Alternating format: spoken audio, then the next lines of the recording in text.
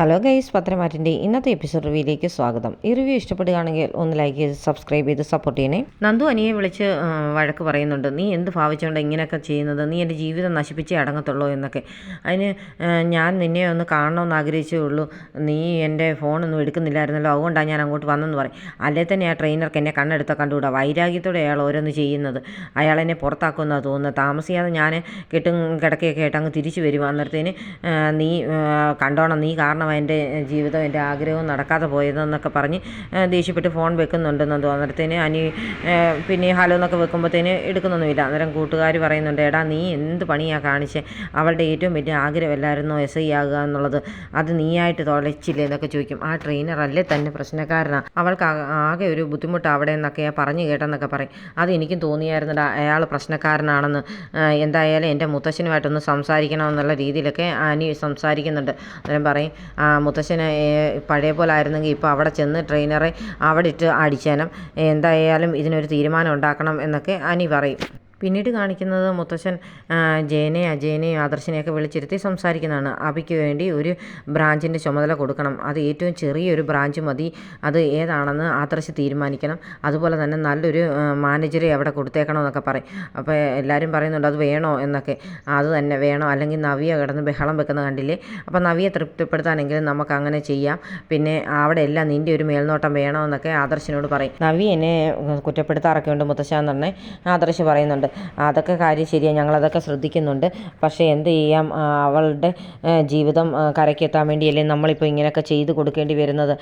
നവിയ മോള് സങ്കടപ്പെടാതിരിക്കട്ടെ എന്ന് പറയും. എന്നാൽ ഞാൻ തന്നെ ചെന്ന് പറയാമെന്ന് പറഞ്ഞ് ആദർശ് അങ്ങോട്ട് പോകുന്നുണ്ട്. അന്നേരം മുത്തശ്ശൻ ജയനോട് പറയുന്നുണ്ട്, ആദർശിനെ പോലൊരു മകൻ കിട്ടിയത് എന്തായാലും ജയ നീ ഭാഗ്യവാനാണെന്ന് പറയും. പിന്നീട് ആദർശ് നയനെയും വിളിച്ചുകൊണ്ടാണ് നവിയെ കാണാൻ ചെല്ലുന്നത്. നവിയോട് പറയും, നീ ഇനി സന്തോഷിച്ചു, ഹാഫിക്ക് ഞാനൊരു ചെറിയ ബ്രാഞ്ചിൻ്റെ ചുമതല കൊടുത്തിട്ടുണ്ടെന്ന്. അത് കേൾക്കുമ്പോഴത്തേനുടനെ നവിക്ക് അങ്ങ് പുച്ഛമാണെന്ന്. നവി ഉടനെ പറയും, അതിനിപ്പോൾ നിങ്ങളായിട്ട് പറയേണ്ട ആവശ്യമൊന്നുമില്ല, ഞാൻ മുത്തശ്ശനോട് ആവശ്യപ്പെട്ടിരുന്നു, മുത്തശ്ശൻ ചെയ്തു തന്ന കാര്യമല്ലേ എന്നൊക്കെ ചോദിക്കും.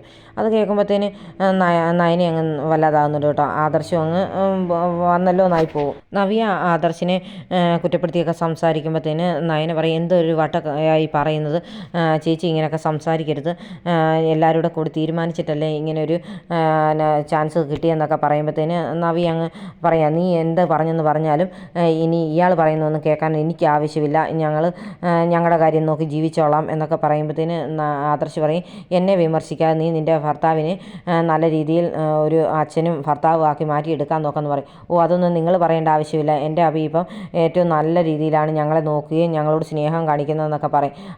നയനയും പറയും, അത് ശരിയാ, ഇനിയിപ്പം അത് അങ്ങനെ തന്നെ ഇരുന്നാൽ മതിയായിരുന്നു എന്നൊക്കെ പറയുമ്പോഴത്തേന് ആദർശ് നയനയോട് പറയുന്നുണ്ട്, എന്തായാലും നമ്മളിതെല്ലാം മൂടി വെക്കാനായിട്ട് തീരുമാനിച്ചു, നിൻ്റെ നവ്യയെടുത്തി സങ്കടപ്പെടാതിരിക്കണമെന്ന് നീയാണ് പറഞ്ഞത്, അതനുസരിച്ചാണ് നമ്മളിതെല്ലാം മൂടി വെച്ച് സംസാരിക്കുന്നത്. അതുകൊണ്ട് ഇനിയിപ്പം ഇങ്ങനെയൊക്കെ സഹിക്കാമെന്നുണ്ടെങ്കിൽ മാത്രമേ മൂടി വെക്കാൻ ഇറങ്ങാമുള്ളായിരുന്നു എന്ന് പറഞ്ഞിട്ട് ആദർശ് അകത്തേക്ക് പോകും. അത് കേൾക്കുമ്പോഴത്തേന് നയനയ്ക്ക് അങ്ങ് സങ്കടം വരുന്നുണ്ട്. ജലജ ഫോണിൽ ഇങ്ങനെ തോണ്ടിക്കൊണ്ടിരിക്കുന്ന സമയത്ത് അമ്മയെന്ന് വിളിച്ചുകൊണ്ട് നവ്യ അങ്ങോട്ട് ചെല്ലുന്നുണ്ട്. എന്നിട്ട് പറയും, അമ്മ ഒരു സന്തോഷ വാർത്തയുണ്ട് എന്ന് പറയും. എന്താണെന്ന് ചോദിക്കും. പറയും, മുത്തശ്ശൻ ഒരു ബ്രാഞ്ചിൻ്റെ ചുമതല അവിയെ ഏൽപ്പിക്കാമെന്ന് പറഞ്ഞു, അത് ആദർശവീരനായ ആദർശം സമ്മതിച്ചിട്ടുണ്ടെന്നൊക്കെ പറയും. അന്നേരത്തേന് ജലജയ്ക്ക് അങ്ങ് സന്തോഷമാകുന്നുണ്ട്. എന്നിട്ട് പറയും, നീ ഇത് അബിയെ വിളിച്ച് പറഞ്ഞായിരുന്നോ എന്നൊക്കെ ചോദിക്കും. പറഞ്ഞില്ല, ഇനി അവനോട് വിളിച്ച് പറയണമെന്ന് പറയും. പിന്നെ അവൻ എന്നോട് ചെറിയൊരു നീരസമൊക്കെ ഉണ്ട്, കാര്യം അമ്മായി നയനയുമായിട്ട് സ്നേഹത്തിലായ കാര്യം ഞാൻ പറഞ്ഞില്ലായിരുന്നല്ലോ എന്ന് പറയും. അത് പിന്നെ എനിക്ക് നിന്നോട് നീരസമുണ്ട്, നേരത്തെ പോലൊന്നും അല്ലല്ലോ, അവൻ ഇപ്പം നിന്നെ ജീവന് തുല്യം സ്നേഹിക്കുന്നില്ലേ, അപ്പം പിന്നെ ഇതൊക്കെ നീ അവനോട് തുറന്നു പറയണ്ടായിരുന്നോ എന്നൊക്കെ ചോദിച്ചിട്ട് പിന്നെ മനസ്സിലോർക്കുന്നുണ്ട്, ഒന്ന് സെറ്റായിക്കോട്ടറി, അന്നേരത്തേന് നിന്നെ ഞാനെടുത്ത് വെളിയിൽ കളയുമെന്നൊക്കെ. ഈ സമയം അബി ഒരു പെണ്ണിൻ്റെ കൂടെ ഇങ്ങനെ ഇരുന്ന് ജ്യൂസൊക്കെ കുടിക്കുന്ന കാണിക്കുന്നുണ്ട്. അന്നേരം അബി ആ പെണ്ണിനോട് പറയും, എന്തായാലും ഇപ്പോൾ എൻ്റെ ഭാര്യ അങ്ങനെ എന്നെ ഒരുപാട് വിളിച്ച് ശല്യപ്പെടുത്താറൊന്നുമില്ല എന്ന് പറയുന്ന ഉടനെ ആ പെണ്ണ് പറയുന്നുണ്ട്, അത് പിന്നെ അവളൊരിപ്പോൾ അമ്മയല്ലേ, അപ്പം ഇന്ന് സമയം കാണത്തില്ലായിരിക്കുന്നു, അതൊരു കാര്യമാണ്, എന്നാലും വലിയ ശല്യമൊന്നും ഇപ്പോൾ ഇല്ല, ഞാനിപ്പം നല്ല ഭർത്താവായിട്ടൊക്കെ അഭിനയിക്കുന്നതെന്നൊക്കെ പറയും. അതൊക്കെ കാര്യം ശരിയായിരിക്കും, പിന്നെ ഞങ്ങളുടെ കുടുംബ കുടുംബത്ത് ആകെ ഇപ്പം പ്രശ്നമല്ലേ, മൊത്തം പ്രശ്നക്കാരാ, ആദർശേട്ടനാണ് ഏറ്റവും വലിയ പ്രശ്നം എന്നൊക്കെ പറയും. എന്താണ് നിങ്ങളുടെ കുടുംബത്തിൽ പ്രശ്നം എന്നൊക്കെ ചോദിക്കുന്നുണ്ട്. അതൊന്നും പുറത്ത് പറയാൻ ഇപ്പം പറ്റത്തില്ല, ഞാനൊരു ദിവസം പറയാമെന്ന് പറയും. അല്ല, അനന്തപുരിയിൽ എന്താ നടക്കുന്നത് അറിയാനായിട്ട് പുറത്തുള്ളവർക്കും ആഗ്രഹമുണ്ട് എന്ന് പറയും. അത് ശരിയാണ്, പക്ഷേ ഞങ്ങളുടെ ഒക്കെ വീടുകളിൽ നടക്കുന്ന കാര്യങ്ങളൊന്നും അങ്ങനെ പുറത്ത് പറയാൻ പറ്റത്തില്ലല്ലോ എന്ന് പറഞ്ഞുകൊണ്ടിരിക്കുന്ന സമയത്ത് തന്നെ നവിയുടെ കോൾ വരും. ഞാൻ പറഞ്ഞു തീർന്നില്ല, വിളിക്കത്തില്ലെന്ന്. എൻ്റെ വൈഫാണ് വിളിക്കുമെന്ന് പറഞ്ഞിട്ട് കോൾ എടുക്കാൻ ആ പെണ്ണ് പറയുന്നുണ്ട്. ഉടനെ പറയും വേണ്ട എന്ന് പറഞ്ഞിട്ട് ഉടനെ കട്ട് ചെയ്യും. നവി അങ്ങനെ വിഷമിച്ച് നിൽക്കുമ്പോഴത്തേനും ജലജ അങ്ങോട്ട് വന്നിട്ട് ചോദിക്കുന്നുണ്ട് അവൻ കോൾ എടുത്തില്ലെന്ന്. ഇല്ല, കോൾ എടുത്തില്ലെന്ന് പറയും. എന്നാൽ ഞാൻ വിളിക്കാമെന്ന് പറഞ്ഞു ഉടനെ ജലജ വിളിക്കുന്നുണ്ട്. ഉടനെ ജലജ വിളിച്ചിട്ട് ഉടനെ അഭി ഉടനെ അയ്യോ അമ്മയാണല്ലോ വിളിക്കുന്നത്, അവിടെ എന്തെങ്കിലും പ്രശ്നമുണ്ടോ എന്ന് ഓർത്തുടനെ കോൾ എടുക്കും. എടുത്ത് കഴിയുമ്പോഴത്തേനും അമ്മ എന്താണെന്നൊക്കെ ചോദിക്കുമ്പോഴത്തേന് നീ എന്താ കോൾ എടുക്കാഞ്ഞത് എന്ന് ചോദിക്കും. അവൾ വിളിച്ചിട്ട് എന്താ എടുക്കാഞ്ഞത്, നല്ലൊരു കാര്യം പറയാൻ വേണ്ടി വിളിച്ചല്ലെന്ന് ചോദിക്കും. അവളുടെ നല്ലതും കേൾക്കണ്ട, എനിക്ക് അഴുക്കും കേൾക്കണ്ട, എനിക്ക് അവളുടെ കോളും വേണ്ടാന്ന് പറഞ്ഞാൽ കട്ട് ചെയ്ത് വിടും. എന്നിട്ട് ഉടനെ നവിയോട് പറയും അവൻ കോൾ എടുത്തില്ല എന്ന് പറയും. അവൻ എന്നോട് ചെറിയ പരിഭവമൊക്കെ ഉണ്ടല്ലോ, എന്നോട് ചെറിയ പിണക്കത്തിൽ അവൻ പോയിരിക്കുന്ന പറയും.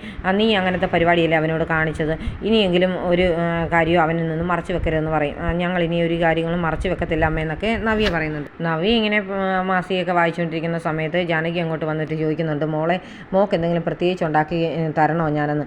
അമ്മ എന്തുണ്ടാക്കി തന്നാലും എനിക്കിഷ്ടമാണെന്ന് ഉടനെ അനാമിക പറയും. അതല്ല, കരൾ കൊടുത്തവർക്കൊക്കെ ഇവിടെ ഓരോരുത്തർ ഒരുപാട് ആഹാരമൊക്കെ ഉണ്ടാക്കി കൊടുക്കുന്നുണ്ട്, അതുകൊണ്ട് ചോദിച്ചാന്നൊക്കെ പറയും. അപ്പോൾ തന്നെ ജലജ അങ്ങോട്ട് കൊണ്ട് പറയും പിന്നെ ഒരു സന്തോഷ വർത്താനം ഉണ്ട് കേട്ടോ എന്ന് പറയും. അത് നിൻ്റെ മുഖത്ത് നോക്കിയപ്പോഴേ മനസ്സിലായെന്ന് പറയും.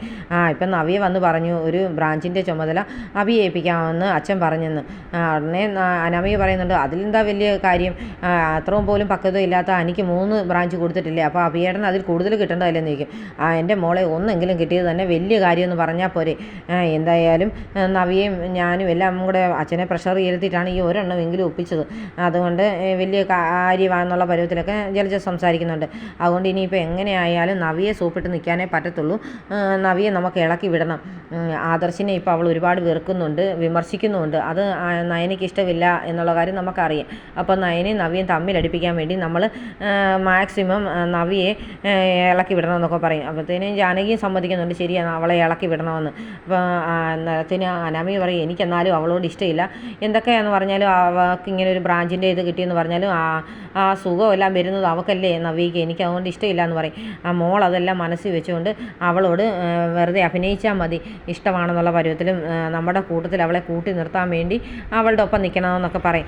നിങ്ങളെല്ലാം പറഞ്ഞ സ്ഥിതിക്ക് ഞാൻ ചെയ്യാമെന്ന് അനാമികയെ സമ്മതിക്കും. എന്നിട്ട് അനാമിക നവിയെ സൂപ്പിടാനായിട്ട് നവിയുടെ അടുത്തോട്ട് ചെല്ലുന്നുണ്ട്. എന്നിട്ട് ഏട്ടത്തി എന്നൊക്കെ വിളിക്കും. അപ്പോൾ നവി ചോദിക്കും എന്താ പെട്ടെന്നൊരു ഏട്ടത്തി വിളിയൊക്കെ, എന്ത് പറ്റിയെന്ന് ചോദിക്കും. അതല്ല, ഏട്ടത്തിയുടെ അവസ്ഥ എനിക്കിപ്പോൾ മനസ്സിലാകുന്നുണ്ട്, എന്തൊക്കെയായാലും ആദർശേട്ടൻ ഇത്രയും വലിയ തെറ്റ് ചെയ്തിട്ട് പോലും ആദർശേട്ടനെ ഇവിടെ ആരും ഒന്നും പറയുകയോ MD സ്ഥാനത്തൊന്നും മാറ്റുകയോ ചെയ്യുന്നില്ല. അഭിയേട്ടനാണെങ്കിൽ ആകെ ഒരു ബ്രാഞ്ചിൻ്റെയാണ് ചുമതല കിട്ടിയിരിക്കുന്നത്. അതുപോലെ തന്നെ നിങ്ങളുടെ കുഞ്ഞിന് ഈ വീട്ടിൽ വലിയ സ്ഥാനമൊന്നും ഇല്ലെന്നാണ് എനിക്ക് തോന്നുന്നത്. ആരും ആ കുഞ്ഞിനെ എടുത്ത് താലോലിക്കുകയോ കൊണ്ട് നടക്കുകയൊന്നും കാണുന്നില്ലല്ലോ.